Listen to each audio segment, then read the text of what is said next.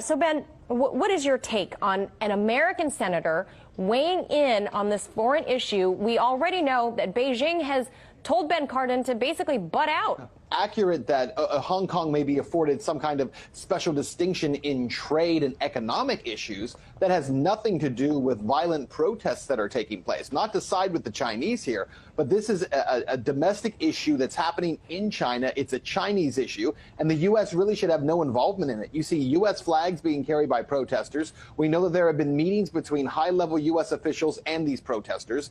And in Manila, if we take a step back from that and just say, well, what would happen in the United States where people decided to protest and not even shut down an airport?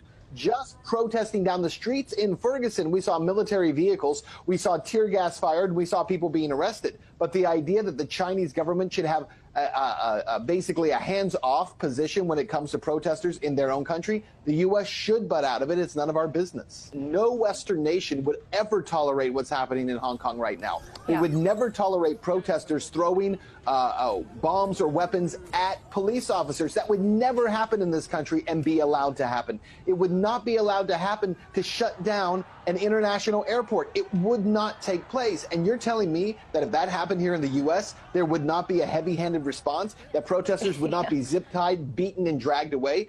It would happen here. So there is an enormous double standard when U.S. politicians start standing up and pointing fingers and saying, you better not do anything about these protesters because it demonstrates that you guys are an oppressive regime, because every other country would do it too.